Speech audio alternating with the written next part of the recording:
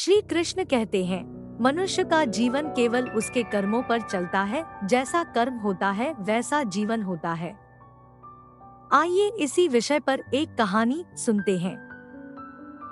बहुत समय पहले की बात है।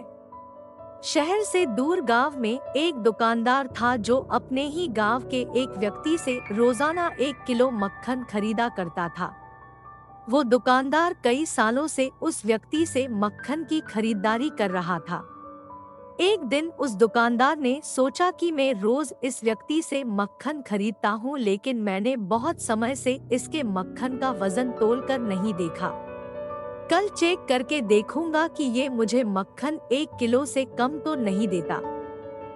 अगले दिन जब वो व्यक्ति मक्खन देकर गया तो उस दुकानदार ने मक्खन का वजन किया और देखा कि मक्खन सिर्फ 900 ग्राम है। उस दुकानदार को काफी गुस्सा आ गया। वो व्यक्ति गुस्से में गांव की पंचायत के पास गया और उसने उस व्यक्ति की शिकायत कर दी। गांव की पंचायत बैठी और उस व्यक्ति को बताया गया कि तुम पर इस दुकानदार ने धोखा देने का आरोप लगाया है। तुम इस दुकानदार को देने वाले मक्खन के वजन में हेरा फेरी करते हो और हर बार तुम इसे 1 किलो मक्खन की जगह सिर्फ 900 ग्राम ही देते हैं। क्या तुम्हें अपनी सफाई में कुछ कहना है?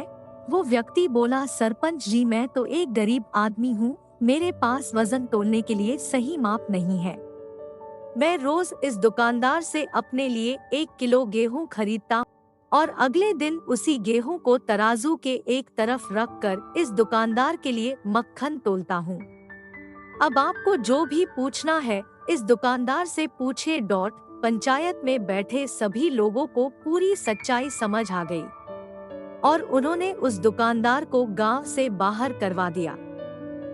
ये छोटी सी कहानी हमें ये बात सिखाती है कि जैसे कर्म हम करेंगे उसका रिजल्ट भी हमें वैसा ही मिलेगा। हमारी चालाकी ही हमारा नुकसान कर देती है।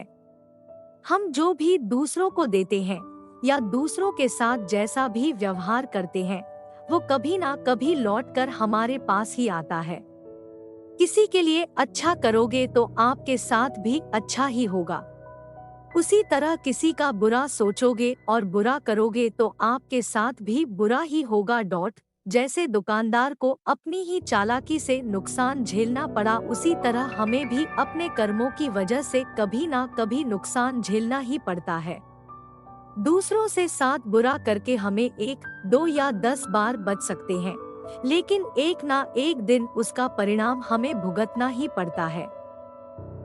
हम अपने कर्मों के फल से नहीं भाग सकते। बुरे करने वाले के साथ बुरा ही होता है, फिर चाहे वो आज हो या आने वाले 1 साल बाद। उसी तरह दूसरों का अच्छा करने वाले के साथ भी अच्छा ही होता है। कई बार हमें ये लगता है कि दूसरों के साथ गलत करके हमें बच जाएंगे, लेकिन ऊपर वाला हर किसी के कर्मों को देखता है और उनका हिसाब रखता भी है। जरूरत पड़ने पर वो हिसाब बराबर भी कर देता है। इसलिए कभी भी कोई गलत काम ना करो और ना ही कभी ये सोचो कि उल्टे सीधे काम करके हम बच जाएंगे। जिंदगी को बेहतर तरीके से जिएं, ईमानदार बने, ज्यादा कमाने या फिर सिर्फ अपना ही फायदा देखने के चक्कर में किसी के साथ गलत कभी ना करें। हमेशा याद रखें, जो कैसा करेगा वैसा भरेगा।